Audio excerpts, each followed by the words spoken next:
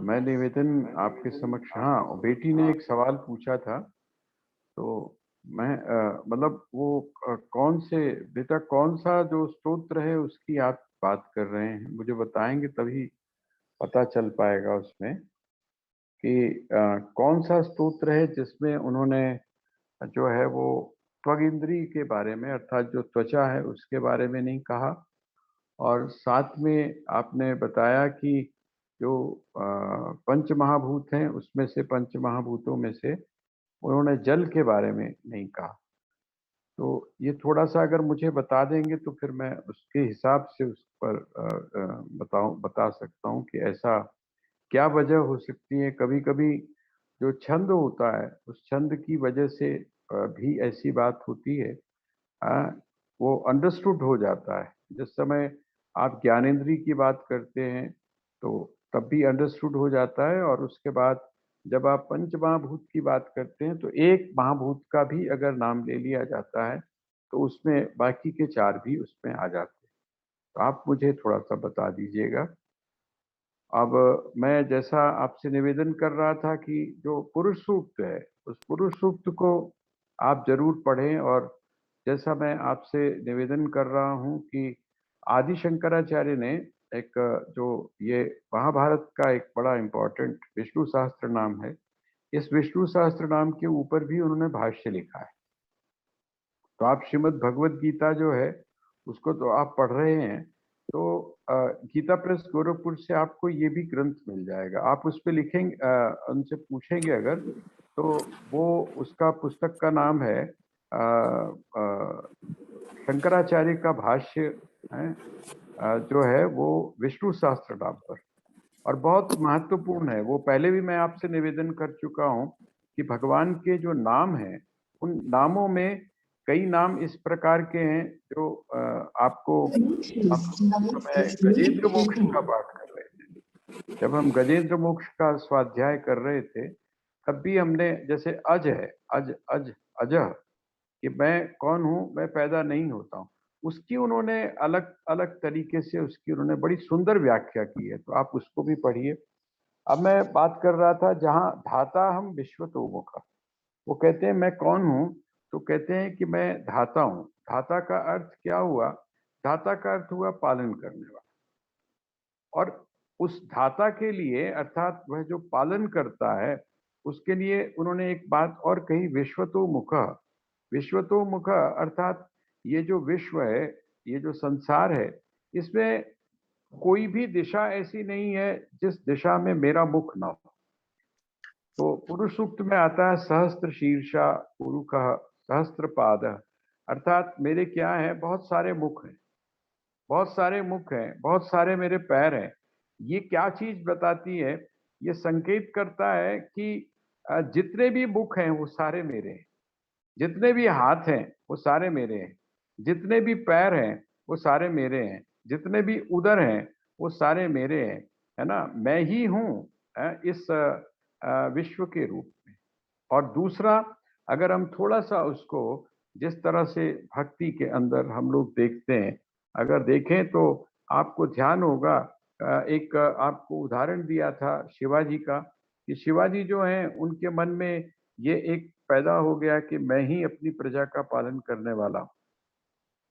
तो वहां जो उनके गुरुदेव थे, उन गुरुदेव ने कहा कि अच्छा, ये उसमें मेरे शिष्य में अहंकार पैदा हो गया। और हम इस बात का बहुत ध्यान रखें कि परमात्मा और गुरु, ये दो चीजें इनको बर्दाश्त नहीं है। आप दो चीजें इनकी आपको बर्दाश्त नहीं है। कौन सी?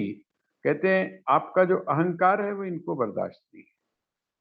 ये जब भी आपके अंदर देखेंगे कि आप में अहंकार हो रहा है किसी भी बात को लेकर, तो ये उस अहंकार को तोड़ने के लिए पूरी तरह से, क्योंकि अगर अहंकार बना तो बिल्कुल आप ऐसे समझ लीजिए कि आपके भीतर मानसिक रूप से एक कैंसर जो है वो बन गया, जो धीरे धीरे धीरे धीरे करके बढ़ता जाता है और आपके अस्तित्व को, आपके व्यक्तित्व को नष्ट कर देता है। आप चाहे नारद का प्रसंग देखिए, नारद के मन में अहंकार हुआ कि मैंने काम के ऊपर विजय प्राप्त कर ली है, और भगवान विष्णु ने उसके साथ किस प्रकार का काम किया। कोई बात नहीं, मुझे शाप देगा, मुझे शाप भी स्वीकार है, लेकिन मैं अपने भक्त के अंदर अहंकार को नहीं देख सकता हूँ। और आपने अपने जीवन में भी देखा होगा कि जैसे ही आपके मन में किसी भी बात को लेकर अहंकार पैदा होता है, चाहे वो धन का हो, चाहे वैभव का हो, चाहे रोग अर्थात निरोग होने का हो, तो आपको कोई ना कोई झटका ऐसा लगता है जो आपके उस अहंकार को तोड़ देता है, आपको एहसास करवाता है कि नहीं, आपका अस्तित्व एक सीमा तक है, उससे आगे आपको सोचने की आवश्यकता नहीं। तो यहाँ यही उन्होंने कहा, जिस समय शिवाजी के मन में ये बात आई तो उन्होंने कहा कि शिवा ऐसा करो, ये पत्थर उठाओ। और जिस समय पत्थर को उठाकर उन्होंने कहा कि इसको तोड़ो, और जब तोड़ा गया तो उसके अंदर पानी था, और उस पानी के अंदर एक जीव था। उस पानी के अंदर एक जीव था। उन्होंने कहा कि अब बताओ तुम कि ये जो जीव है, इस जीव को, ये पानी, इसकी जो भूख है, उस भूख को कौन शांत कर रहा है? ये तो पत्थर है, यहां पर तो तुम्हारी दृष्टि भी नहीं, यहां तो तुम देख नहीं सकते, लेकिन वह जो परमात्मा है, उस परमात्मा की दृष्टि क्या है? विश्वतो मुखः। उसका जो मुख है वो क्या है? चारों तरफ। चारों तरफ का अर्थ क्या हुआ? कोई भी चीज ऐसी नहीं है जो उसकी दृष्टि से, उसकी आंखों से बची हुई हो। इसीलिए हम परमात्मा को क्या कहते हैं? सर्वज्ञ बोलते हैं, सब जानता है। अब जब वो सर्वज्ञ है तो उसके सामने आप अपनी कामना क्यों बोलते हैं? आप अपनी जरूरतों को क्यों बताते हैं? इसका मतलब क्या है? इसका मतलब आप ये सोचते हैं कि जब तक मैं बताऊंगा नहीं, तब तक इसको पता नहीं चलेगा, भगवान को पता नहीं चलेगा। इसीलिए आप क्या करते हैं, जब भगवान शिव के मंदिर में जाते हैं तो आपने देखा होगा, आप एक काम करते हैं। क्या काम करते हैं? आप काम करते हैं कि वो जो नंदी है, उस नंदी के कान में आप अपनी कामना को बताते हैं कि ये मेरी इच्छा है ना, तो इसको पूर्ण करो। अरे भाई, आप बताओ या ना बताओ, वो जो शिव है, जो सर्वज्ञ है, तो सर्वज्ञ को आपकी एक एक चीज का पता है। इस बात का पता है कि आपको किस चीज की जरूरत है, आपको किस समय किस चीज की जरूरत है, इसका उसको पता है। इसी तरह आप जब मंदिरों के अंदर जिस समय दर्शन करने जाते हैं, तो आपने वहां एक परंपरा देखी होगी कि पीछे की तरफ जाकर, जब आप परिक्रमा करते हैं तो आप पीछे की तरफ जाकर, बिल्कुल जो मूर्ति है, उस मूर्ति के बिल्कुल बैक साइड में उसका जो पृष्ठ भाग है, उस पृष्ठ भाग पर आप अपनी बात को कहते हैं।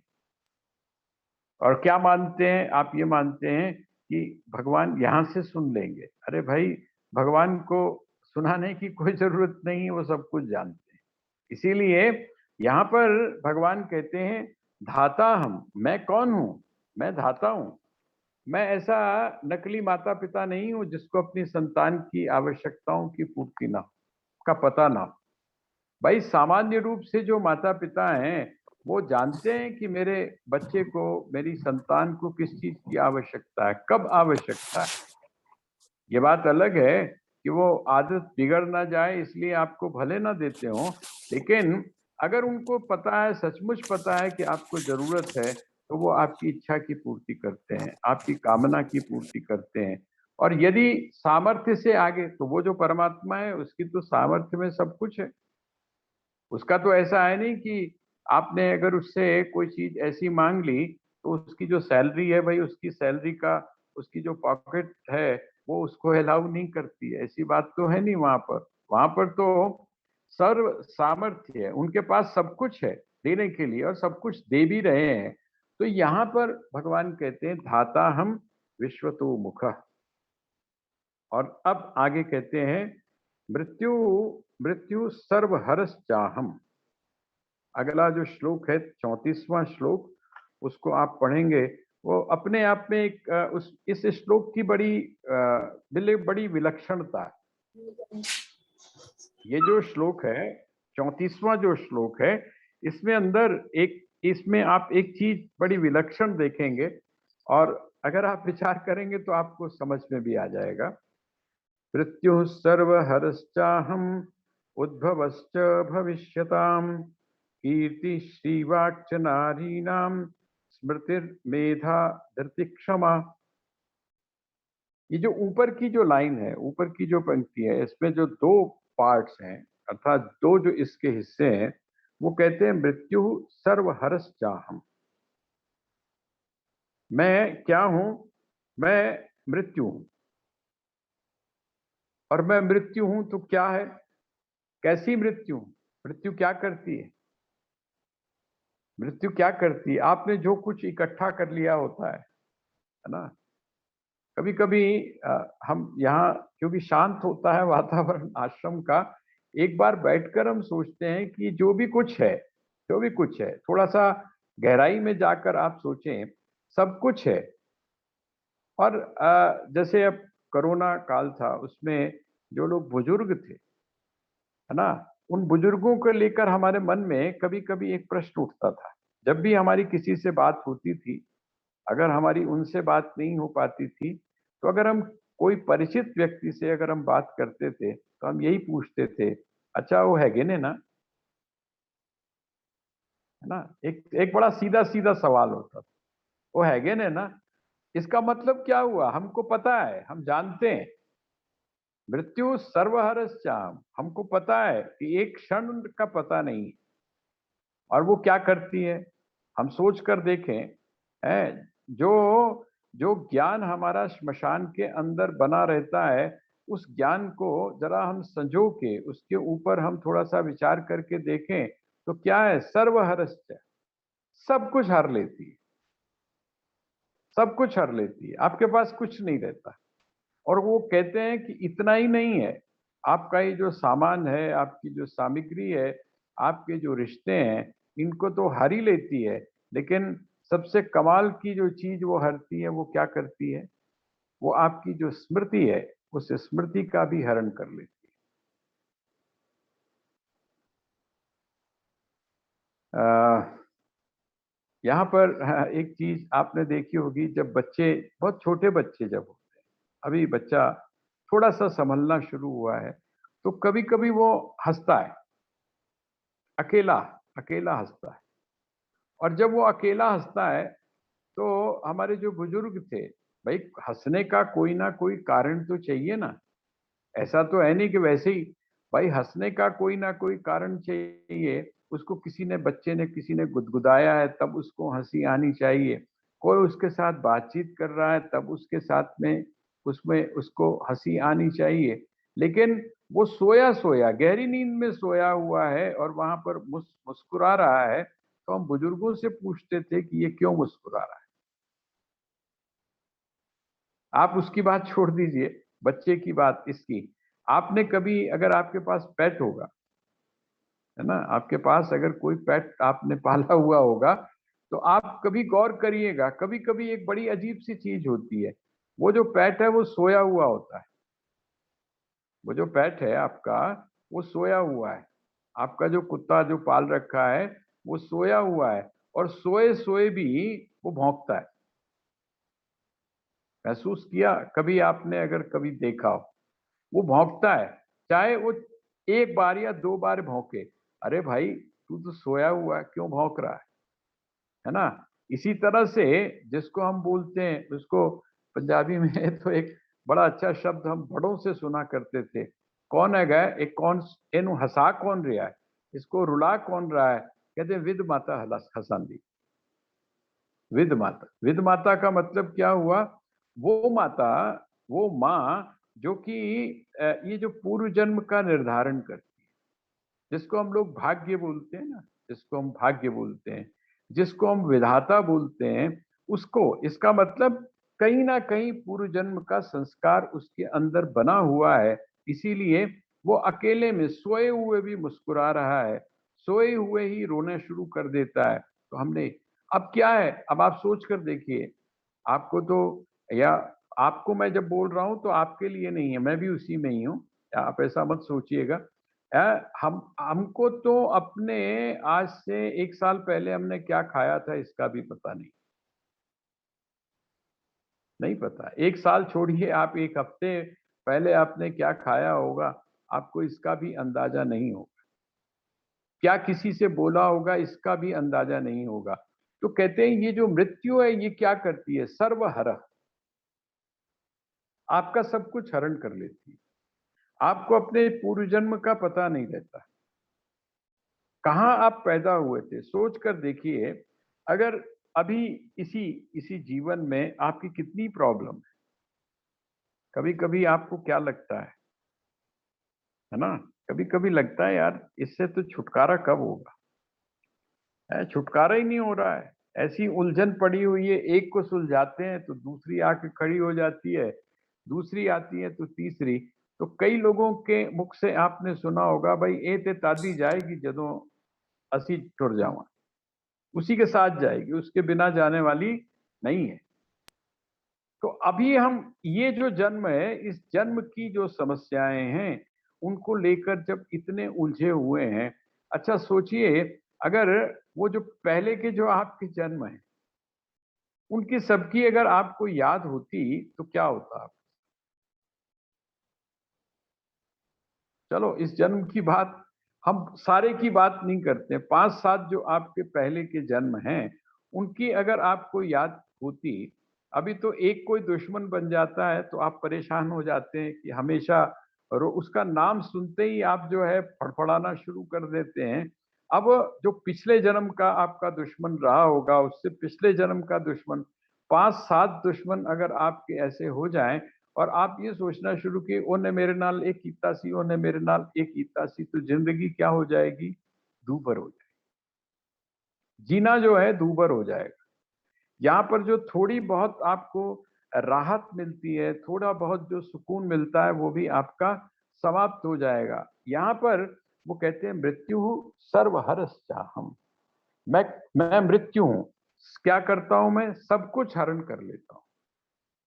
आप इतना ही मत सोचिएगा कि आपका जो पदार्थ है वही समाप्त होता है। आपने जो इकट्ठा किया हुआ है वही समाप्त होता है, उसके बाद में वो आपका नहीं रहता। जैसे ही आप जाते हैं सबसे पहला काम क्या होता है, घर वालों का घर वालों का सबसे पहला काम क्या होता है कि जी पता करो कितनी एफडीआं है ने, अकाउंट्स की पोजीशन है, और डेथ सर्टिफिकेट ले आके, है ना, और डेथ सर्टिफिकेट लाके और सबसे पहले तो उसको अपने नाम करवाओ, जो भी बिल वगैरह। तो आपका जो नाम था, या आपने जो संपत्ति इकट्ठी रखी थी जिसको लेकर आपके मन में बड़ा अहंकार था कि ये इसका मालिक मैं हूं, अरे वो जो मालिकाना हक है वो आपका एक सेकंड में बदल जाता है, सब कुछ छीन लेता हूं मैं। भगवान कहते हैं मृत्यु के रूप में मैं आपका सब कुछ छीन लेता हूं। और इतना ही नहीं है, बल्कि इसकी जो स्मृति है, इसकी जो स्मृति है, इसकी जो याददाश्त है, वो भी मैं तुमसे छीन लेता हूँ। मृत्यु सर्वहरश्चाम। आपसे पूछा जाए, पिछले जन्म में केड़े केड़े रिश्तेदार है सी, पिछले जन्म में माँ प्यो केड़े है सी, पिछले जन्म में भैन भरा केड़े है सी, कुछ याद नहीं है, कुछ बिल भी पता नहीं।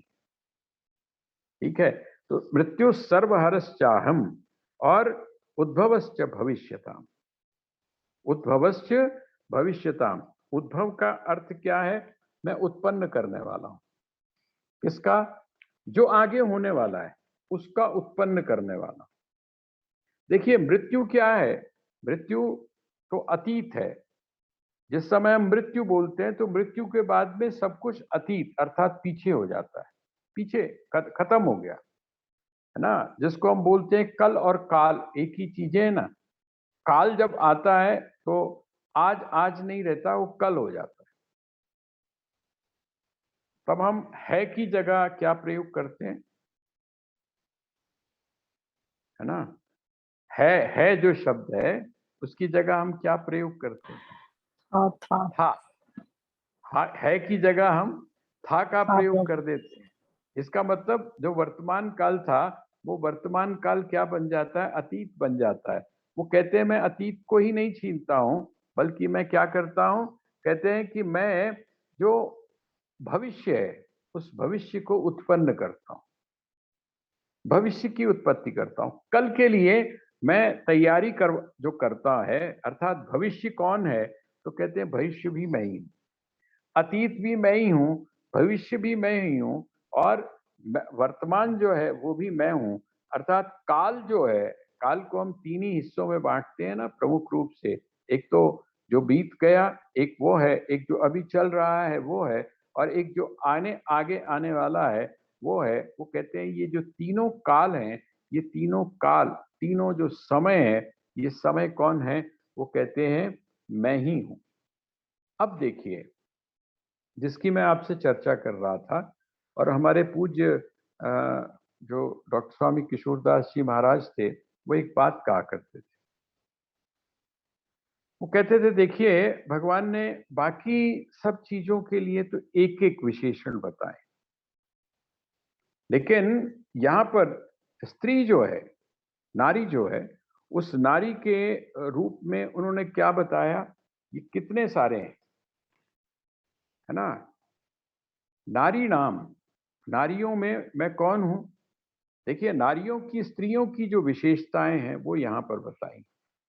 और मैं वैसे तो जिस समय आप, अगर आपके पास तत्व विवेचनी होगी, है ना, या आपके पास में साधक संजीवनी होगी, अगर ये टीकाएं अगर आपके पास होंगी, तो वहां पर उन्होंने जो भी टीकाकार हैं जिन्होंने इसकी व्याख्या की है, वो कहते हैं कि क्योंकि ये एक तो ब्रह्मा जी की और जो विशेष जो देवता हैं उनकी पुत्रियां हैं या फिर उनकी पत्नियां हैं, इसलिए भगवान ने उनका नाम लिया।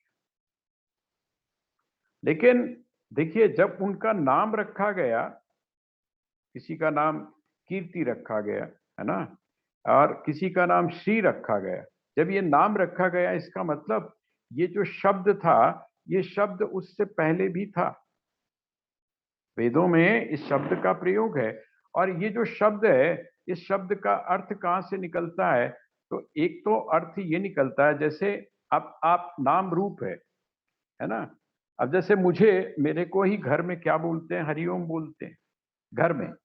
और यहाँ आप लोग जो है वो किस नाम से पुकारते हैं? काका के नाम से पुकारते हैं, ठीक है ना? तो हरिओम अगर आपने बोला, तो हरिओम एक तो एक व्यक्ति हो गया, हरिओम एक व्यक्ति हो गया।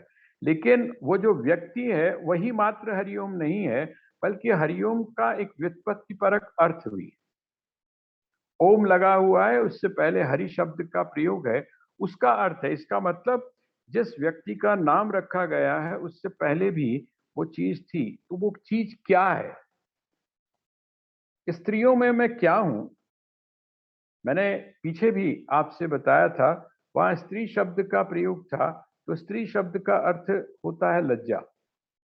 व्युत्पत्ति परक जो उसका अर्थ होता है लज्जा, सिकुड़ना, है अपने आप में संकोच, है वो अपने आप को संकुचित करके, अर्थात मानसिक रूप से नहीं, बल्कि वो अपने आप को मर्यादित करके चलती है, इसलिए उसको स्त्री कहा गया। जो मर्यादा में है, जो अपने आप को मर्यादित स्वयं करती है, उसको उन्होंने स्त्री कहा। जैसे बीच में न बोलना, ये सारी चीजें आप देखेंगे जो स्त्रियों के गुण हैं। द्रौपदी के बारे में आता है कि द्रौपदी जो है, उसकी सबसे बड़ी खासियत क्या है कि जब तक उससे कोई पूछता नहीं है, वो कोई भी अपनी राय या कोई भी अपना मशवरा नहीं देती। भाई और माँ अगर बैठ कर बात कर रहे हैं, जो चार पांचों भाई हैं, तो उनके बीच में वो बोलती नहीं है, उसकी बहुत बड़ी विशेषता है। और घरों में आप जान समझ लीजिए, घरों में भी अगर जिसको बोलते हैं ना, जिसको बोलते हैं कुड़ी बड़ी ठहरी हुई, बहू जो है ये बड़ी ठहरी हुई, है ना, ऐसा एक हम लोग प्रयोग करते हैं। ठहरी हुई का मतलब क्या है? ठहरी हुई का मतलब ये है कि बड़ी स्थिरता है, वो ऐसी नहीं है कि हर चीज में कूद कर सामने आ जाए, उसको बात का पता है या नहीं पता है, ऐसा नहीं। तो यहाँ अब ये जो दो शब्द हैं, ये बहुत महत्वपूर्ण, दो शब्द बहुत महत्वपूर्ण हैं। एक है कौन सा? एक है कीर्ति और दूसरा है श्री। ये जो विशेषण है स्त्री के लिए, मैं एक जगह पढ़ रहा था, उसने उन्होंने बहुत सुंदर तरीके से ये दो शब्दों की व्याख्या की। और वो ऐसा नहीं है, वो कहते हैं कि जो हमारी जो ऋषि परंपरा है, वो ऋषि परंपरा के भीतर भी इस चीज का जिक्र है, इस चीज का संकेत है। जैसे मैं आपको उसका एक उदाहरण देता हूं। आपके सामने कई बार उस प्रसंग की चर्चा हम लोग करते हैं, और वो प्रसंग कौन सा है? वो प्रसंग है शूर्पणखा का। जब भगवान राम को उनके सौंदर्य को देखा, उनकी खूबसूरती को देखा, ठीक है? और उनके चेहरे के ऊपर जो एक तपस्वी का, खास करके एक जो तपस्वी का आकर्षण है, वहां पर उन्होंने कोई फेस वॉश का यूज नहीं किया है, और ना ही उन्होंने वहां अपने बालों के ऊपर कोई शैम्पू लगाया हो, है ना? ऐसा कुछ नहीं है। और ना ही उन्होंने कोई बड़ा अच्छा किसी जो बोलते हैं आजकल जो फैशन डिजाइनर है उससे उन्होंने कोई धोती वोती सिलवाई है या कुर्ता पहना हुआ, ऐसा भी कुछ नहीं। ऐसा कुछ, बिल्कुल सिंपल, बिल्कुल सीधे साधे जंगल में रहने वाले प्रवासी भोजन करते हैं, तो वो भी किसका करते हैं? कंदमूल फल का करते हैं, ठीक है? बिल्कुल साधारण जीवन है, लेकिन उनकी तरफ देखने पर ऐसा लगता है जैसे एक बड़ा विशेष प्रकार का आकर्षण। वह जो श्री राम है, उनकी तरफ रंग भी कोई, जैसा आप लोग सुनते हैं, रंग भी कैसा है? बड़ा गोरा शोरा नहीं है, है श्याम है, सांवला रंग है। और वो जो सांवला रंग है, उस सांवले रंग की तरफ भी वो जो शूर्पणखा है, जिसने पता नहीं एक राजकुमारी के रूप में उसने बहुत सारा सौंदर्य देखा हुआ, लेकिन जिस समय उसने किसको देखा? उसने देखा उसको, श्री राम को देखा, तो उसकी तरफ आकर्षित हो गई, आकर्षित हो गई। ये बात अलग है, देखिए, ये बात बिल्कुल अलग है। आप ध्यान करिएगा, मंथरा, मंथरा नहीं, कुब्जा का आप दृष्टांत देखिए। कुब्जा जो है, वो कुब्जा भी किसकी तरफ आकर्षित हुई?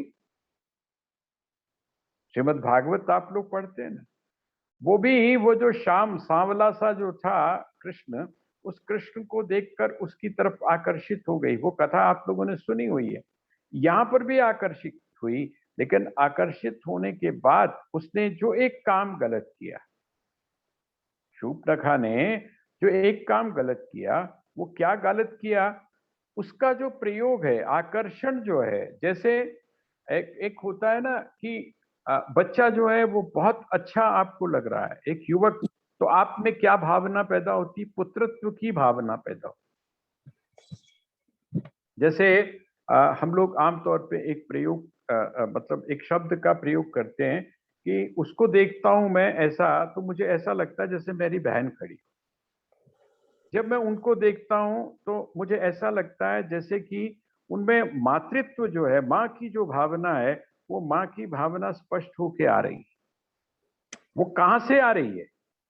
वो कहां से आ रही है? वो उसके भीतर से, उसकी जो झलक है वो हमको वहां पर दिखाई देती है। कहते हैं यहां पर भी क्या है, यहाँ जो शूर्पणखा ने बहुत बड़ी गलती की है, या उसके भीतर जो बात आई वो क्या आई? तो कहते हैं वो ये आई कि वो भोग के लिए उसकी तरफ आसक्त हुई।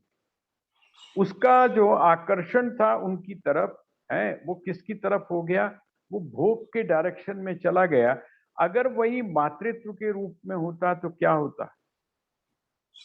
थोड़ा सा हम सोच कर देखें, अगर वो शूर्पणखा आकर, है ना, इसको श्री राम को अगर क्या बोलती? अगर बोलती पुत्र, है ना, पुत्र के रूप में यदि आकर्षित होती तो उसका परिणाम कुछ और होता, लेकिन उस रूप में नहीं हुई। तो कीर्ति शब्द का अर्थ या कीर्ति शब्द की जो व्याख्या है, नारी नाम, नारी में कौन सी चीज है? तो कहते हैं मातृत्व का जो भाव, मातृत्व का भाव। जैसे आप लोग जब दुर्गा सप्तशती का आप पाठ करते हैं, तो उसमें एक जगह पर आता है, बहुत अच्छा है वो, या देवी सर्वभूतेषु ऐसे करके एक स्तोत्र है, उसमें आता है या देवी सर्वभूतेषु मातृरूपेण है, हे माँ के रूप में जो सबके बीच में स्थित है, इसका मतलब मातृत्व सभी में है। वो कहते हैं ये जो कीर्ति शब्द है, ये कीर्ति शब्द क्या संकेत करता है? कहते कीर्ति शब्द संकेत करता है स्त्री में मातृत्व। जिस समय दुर्गा सप्तशती आपने पढ़ी होगी, तो वो जो सारा तेज मिला, जितने भी देवता थे, उन देवताओं का जो तेज मिला, अलग अलग सबका तेज था, और वो जब तेज मिला तो वो किस रूप में आया सामने? वहां पर तो कहते हैं स्त्री के रूप में आया, नारी के रूप में आया। जब वो मिला तो नारी के रूप में आया। और नारी के रूप में क्यों आया? नारी के रूप में इसलिए आया क्योंकि नारी का असली जो स्वरूप है वो कौन सा है? वो है मातृत्व का। देखिए, दो चीजें हैं, एक है वासना, एक है वासना, और दूसरा है मातृत्व। जिस समय स्त्री में मातृत्व की प्रधानता होती है तो क्या हो जाता है? उसको उसको स्त्री का कीर्ति, कीर्ति शब्द का प्रयोग पुरुष के लिए कुछ और तरह से किया जाता है कि आप ऐसा काम करेंगे तो आपकी कीर्ति फैलेगी। लेकिन जो नारी के साथ में कीर्ति शब्द का प्रयोग यहां पर किया गया है, उसका अर्थ है मातृत्व। और वह जो मातृत्व है, और आप सभी जानते हैं इस बात को कि स्त्री मां बनने के बाद ही पूर्णता को प्राप्त करती है। जहां मैं पढ़ रहा था, उन्होंने एक वैदिक जो मंत्र है उसका जिक्र किया है। उस जिक्र में, वो जो जिक्र किया है, वहां आशीर्वाद दिया जाता है।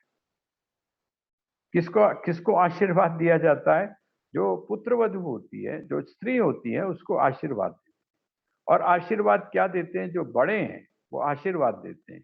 कौन सा? आजकल तो वो आशीर्वाद नहीं चलेगा, बड़ा गड़बड़ हो जाएगा है। वो क्या है आशीर्वाद? कहते हैं 100 पुत्रों वाली हो। आजकल से की कहते ने एक ही बड़ा है।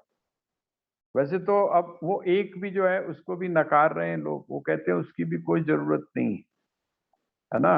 वो एक कंसेप्ट बड़ा अजीब सा डेवलप हो गया है। वो कहते हैं अडॉप्ट कर लो, क्या जरूरत पड़ी है इस उसकी? एडॉप्ट कर लो। एडॉप्ट, भाई बच्चे को पालना है, लेकिन वो शायद इस बात को नहीं समझ पाते हैं कि जो मातृत्व है, वो मातृत्व पूर्णता को तभी प्राप्त होता है। तो वहां चलिए, वो देश वहां पर दिया कि तू 10 पुत्रों वाली हो, 10 पुत्रों वाली हो। तो कहते हैं ये तो कोई बात नहीं हुई, ये तो बड़ा सिंपल सा एक हो गया। वो कहते हैं नहीं, उस वो जो आशीर्वाद दिया गया है, उस आशीर्वाद में ये भी कहा गया है कि तू 10 पुत्रों वाली हो, और 11वां पुत्र कौन हो? तेरा तेरा जो पति है वो तेरा 11वां पुत्र। इसका मतलब क्या हुआ?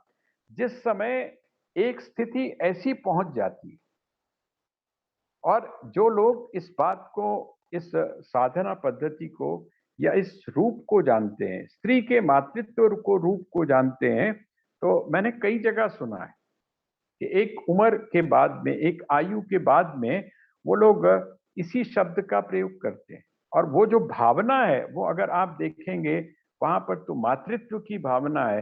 ये जो यहाँ कीर्ति शब्द का प्रयोग किया गया है, ये मातृत्व की भावना है। स्त्री में कौन सी चीज है? तो कहते हैं ममता। स्त्री में कौन सी चीज है? वो है स्नेह। स्त्री में कौन सी चीज है? वो है मातृत्व। और ये जो भाव है, यही क्या है? वो कहते हैं स्त्री के, नारी में जो, जिसको आप कीर्ति बोलते हैं, इस कीर्ति शब्द का अर्थ यही।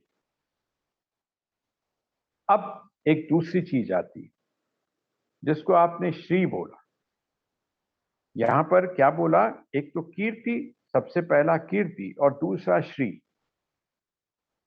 श्रीमद् भगवत गीता का जो सबसे अंतिम श्लोक है, अंतिम, वहां पर भी श्री शब्द का प्रयोग किया गया है। श्री, श्री का अर्थ क्या है? संतुष्टि। श्री का अर्थ है संतुष्टि। श्री का मतलब है अपने अस्तित्व में टिक जाना। अब अपने अस्तित्व में टिकने का अर्थ क्या है? वो कहते हैं ये जो दूसरा शब्द है, श्री शब्द है, पहले वाले शब्द में जो था वो क्या था? जो मातृत्व है, माँ जो है, वो माँ भी तो स्त्री ही है ना। स्त्री का एक जो रूप है, और जिसको हम लोग बोलते हैं कि जिसको प्राप्त करने के बाद में जो स्त्री है वो पूर्णता को प्राप्त होती है, वो कौन सा है? वो मातृत्व है। लेकिन जो दूसरा शब्द है श्री, वो श्री कौन सा है? तो कहते हैं वो श्री है जिस समय वो इस स्त्री भाव से ऊपर उठ जाए। ये जो स्त्री भाव है, इस स्त्री भाव से ऊपर उठ जाए, अर्थात जिसमें इस बात का भी ज्ञान न रहे, जिसमें इस प्रकार का भी फर्क न रह जाए कि मैं स्त्री हूं, इस भावना से भी जब वो ऊपर की तरफ उठ जाती है तो उसको उन्होंने कहा श्री। आखिर का जो श्लोक है जहां पर कहते हैं तत्र श्री विजयो भूतिर ध्रुवा नीतिर मतिर मम, सबसे जो आखिरी श्लोक है, उस आखिरी श्लोक में श्री शब्द का अर्थ क्या है? वहां संतुष्टि, संतोष। हम लोग श्री शब्द का अर्थ आमतौर पे लक्ष्मी लगा लेते हैं, धन लगा लेते हैं, लेकिन धन नहीं है। श्री शब्द का अर्थ है संतोष, है ना। यहां इसका वो श्री की प्राप्ति, इसका मतलब पराश्रित नहीं है। हमारे यहाँ आमतौर पे कहा गया जो नीति है या जो स्मृतियां हैं, उसमें उन्होंने कहा कि नहीं, जो स्त्री होती है वो हमेशा पराश्रित होती है। कैसे? कहते हैं जब वो बच्ची होती है तो अपने माता पिता के आश्रित होती है, जब वो और थोड़ी बड़ी हो जाती है, उसका विवाह हो जाता है, तो कहते हैं तब वो अपने पति के आश्रित होती है। और जिस समय वो फिर और बड़ी हो जाती है, अर्थात पुत्र पौत्रादि से युक्त हो जाती है, तब वो किसके आश्रित होती है? तब वो अपने पुत्रों के आश्रित होती है। लेकिन यहां पर जब श्री की चर्चा हो रही है तो वो श्री कौन है? तो वो कहते हैं श्री है जो स्वतंत्र रूप से अपने अस्तित्व को स्वीकार करती है, वो पराश्रित नहीं, दूसरे के आश्रित नहीं। तो यहाँ ये जो नारी है, इसके जितने भी रूप यहाँ पर आप बताए गए हैं, देखिए कौन कौन सा है। तो वो कहते हैं कि मैं कौन हूं? तो कहते कीर्ति, श्री, वाक, स्मृति, मेधा, धृति और क्षमा। अब अगर इसको काउंट करेंगे, 1 2 3 4 5 6 7, जो स्त्री है अर्थात नारी है, उस नारी के गुणों में ये जो चीजें हैं, जिसको हम लोग नारी बोलते हैं, उस नारी का की जो संपूर्णता है, उसके जो गुण हैं, उनमें ये 7 गुण हैं। और इन 7 गुणों के बनने के बाद ही जिसमें ये एकत्रित हो जाते हैं, जिसमें ये इकट्ठे हो जाते हैं, वो कौन है? उसी को नारी कहा है।